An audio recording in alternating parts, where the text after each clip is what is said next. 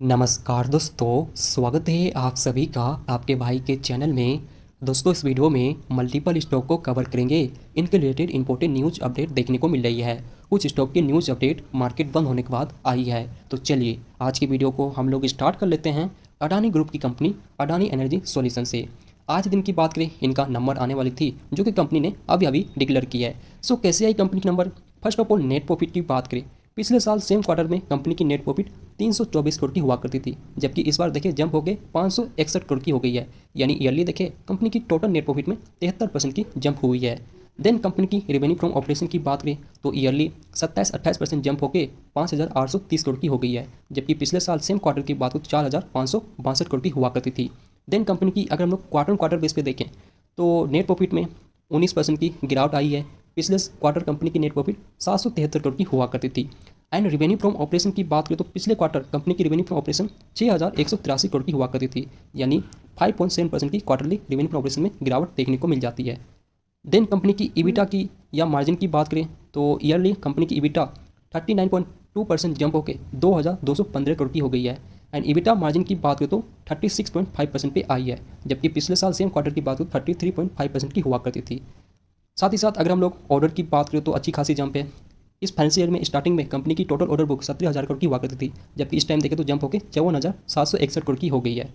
तो दोस्तों अगर हम लोग नॉर्मली देखें, कंपनी की नंबर ईयरली अच्छी है, क्वार्टरली हल्की सी कमजोर देखने को मिल जाती है। यानी कंपनी की नंबर मिक्स आई है, ईयरली अच्छी है एंड क्वार्टरली हल्की सी कमजोर है।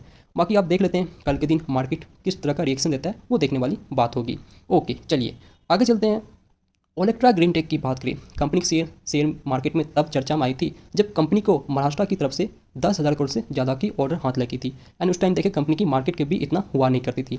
एंड उसके बाद देखे कंपनी को फिर से ऑर्डर मिला, तो उस टाइम देखे दोस्तों कंपनी को लगातार ऑर्डर मिली थी। इसकी वजह से कंपनी से कुछ ही महीने में 2,000 का लेवल छू लिया था। जैसे कि आप यहाँ पर देख सकते हो कंपनी की 52 वीक हाई कितनी है, 2,221 रुपया। लेकिन यहाँ आने के बाद कंपनी का जो समय है वो ख़राब हो गया।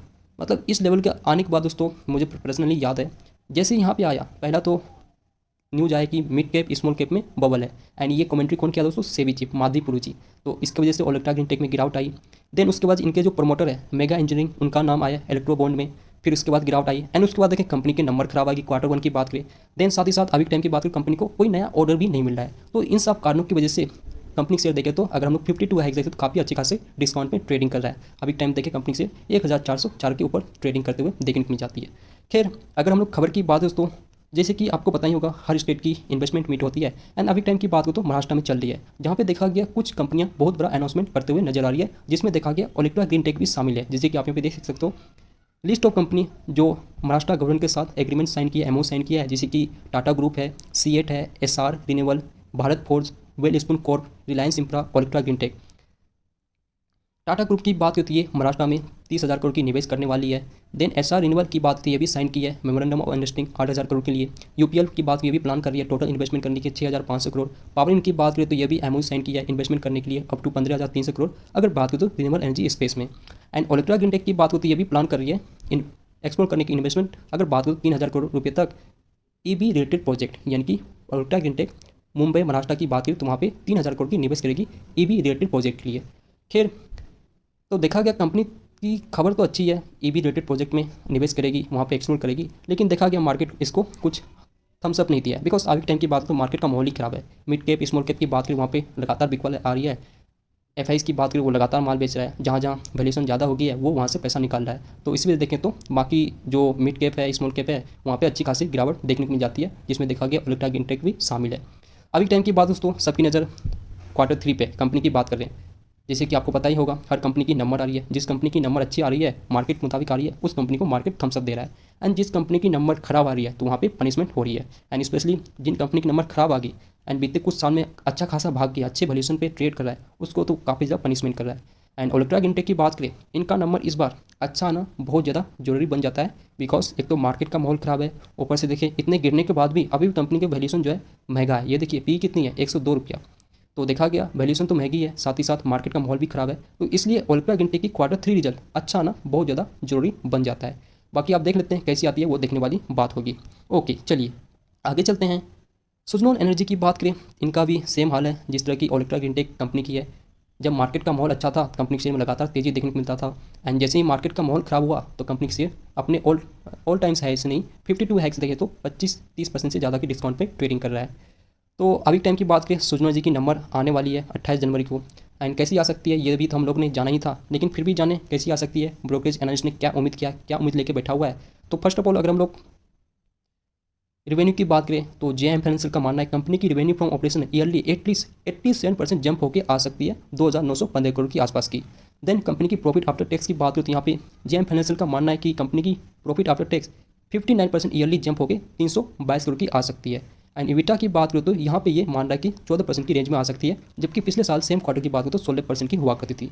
ये तो दोस्तों जेएम फाइनेंशियल का एस्टिमेशन है, प्रेडिक्शन है। बाकी और ब्रोकरेज है, बाकी और एनालिस्ट है, उसका भी अलग अलग होता है। लेकिन इससे पता चल रहा है कि मार्केट जो है सुजमा जी की नंबर अच्छा उम्मीद लेके बैठा हुआ है। सो सुजमा जी की नंबर की बात करें अब कैसी आती है वो तो एक्चुअल में 28 जनवरी को ही पता चलेगा, लेकिन उम्मीद तो लग गया है मार्केट को नंबर अच्छा आने वाला है। इसलिए कंपनी का नंबर इस बार देखें तो अच्छा आना बहुत ज़्यादा जरूरी बन जाता है, क्योंकि कंपनी की वैल्यूएशन भी देखा गया तो काफ़ी महंगी है। ये देखिए 76 के पी पे चल रहा है।